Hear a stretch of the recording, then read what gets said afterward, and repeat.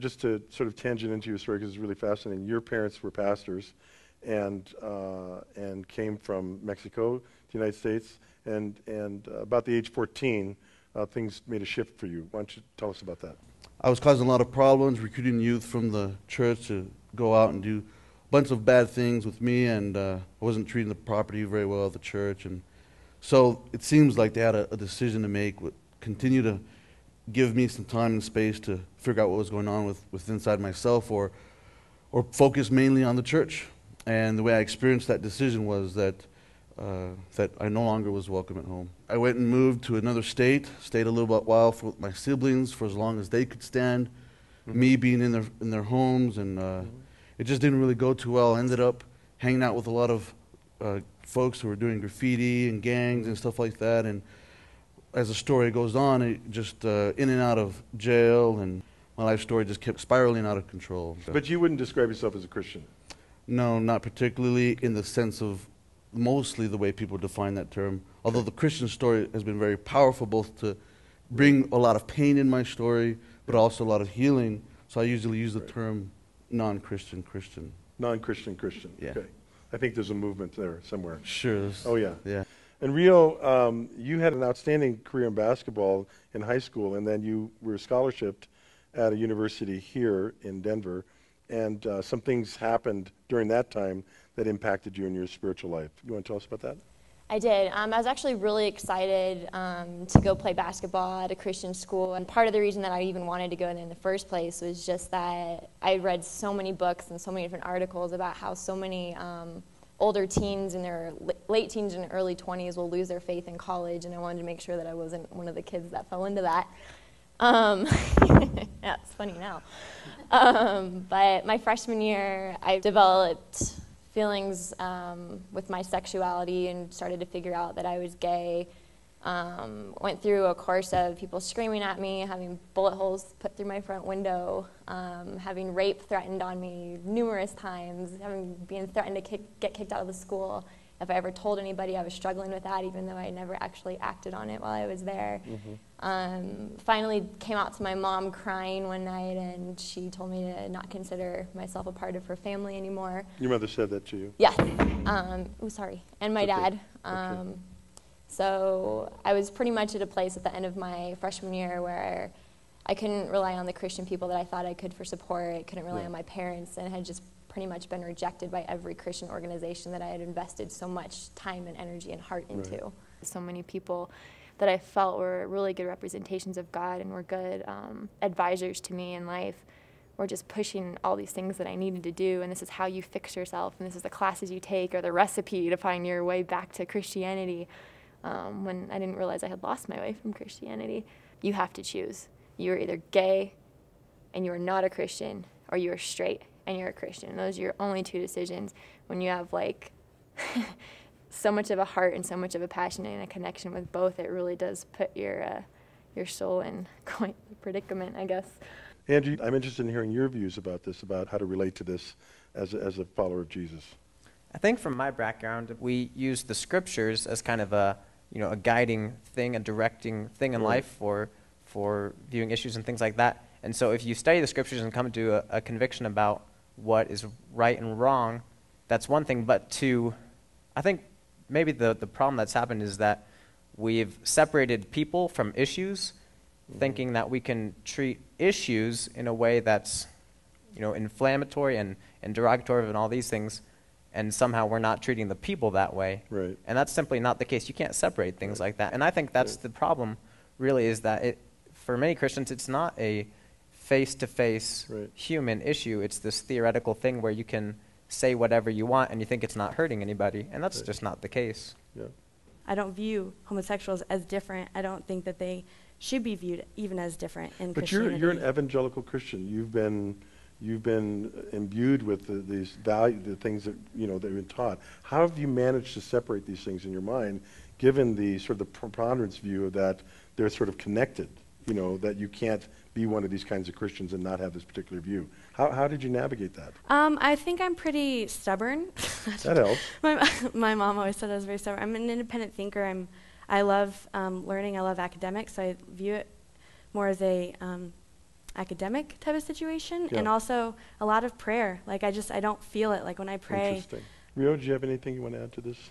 I think I've definitely been blessed, I guess, in getting to know both perspectives. I really would like to help be an avenue to help each side understand each other better, instead of playing the hate game or the blame game or the who started what. There's so many loving people on both sides that would be amazing if they could work together. I hate that those are the small things that kind of tear them apart. One of the things you talked to me about was that you actually see yourself in a process. You're not certain that this is you're not like an advocate that this is what I'm going to do the rest of my life, or... I do see myself in a process. I'm gay. That's how I feel today. Okay. I'm not like I'm gay the rest of my life. If I ever found a really great Christian guy or non-Christian guy that I liked, I would definitely never date him just because he's a guy. That's not it. I tend to look for a personality connection when I'm looking for a relationship, and I tend to find it in girls. Yep. So if that changes in 10 or 15 years, okay. If it doesn't, okay. I'm pretty much a happy camper either way, but I don't have one extreme or the other. I definitely think that we need to do a lot of work as far as the church goes, and just being okay with individuals that can be both Christian and gay. Okay, great. I've seen evangelical Christians be extremely compassionate when it comes to the epidemic of AIDS. I mean, overwhelmingly, when it comes to an international concern, you know, as they should, they're first to respond and really want to pour out and put funds and put their legs down the ground and whatnot. When it comes to the stateside stuff, it feels like it's way too close to home. Yeah. And it feels as if somehow the disconnect between the potentially for some of the moral issue versus the human issue, or just addressing people who are hurting with a life-threatening illness, the cards change. When God's people are absent from such an important element of life that has suffering and hardship and challenge, specifically because of what folks might tend to say are moral issues or whatnot, then I feel like the absence of their presence sends a strong statement. If you thought Christians would really listen to you, what would you tell them? Maybe we'll start with you, Sam. I guess what I would say to Christians is that throughout the years of our Christian tradition, that it feels like the manner in which God has moved has always revealed more about who He is. So the language that Christians use is that we can never fully know God, but what He chooses to reveal Himself about Himself to us constantly changes. So you look at the Roman age where the Gentiles all of a sudden were a part of the story where they weren't before. It's offensive. It becomes offensive. Yet it moves forward and invites us to a new story. So I would ask Christians to consider what it looks like for God to be revealing new things about who He is. Maybe it'll offend us, but it moves us to the next paradigm of who His people are going to be. Yeah, great. Thanks, Sam. What about you, Alex? What would you say? I think a big one for me is just openness. I think that if Christians were a little more open, and not just open to the fact like, oh, I should befriend a person who's gay because I need to save them, but genuinely befriend a person who's of different sexuality, different race, different You think they should social be class. intentional about this? I think they should be intentional. Like a spiritual practice. Yeah, well, and I feel like they shouldn't go into relationships being like, oh, I feel so bad for you, like I want to Right. befriend you Not because to I go to need learn, to you save mean. you. Because there's an agenda. I Yeah. hate agendas. Yeah. Like that's, so I just think that going in with more of a servant heart and just loving people not because of their labels or because of your own agenda, but because you genuinely want to get to know them. Yeah. Ria, what about you? I don't know, when I think about all the Bible studies and different things that I've done, the first thing that always comes to my mind, like God's first commandment is just to love each other over anything else before you even think a second thought about anybody or any group of people. It's just to love them. And I think that we forget that, and we're so quick to judge, and we're so quick to push other people's weaknesses down, and it seems like such a power struggle. There's so many different things that the church in general kind of tends to pick on.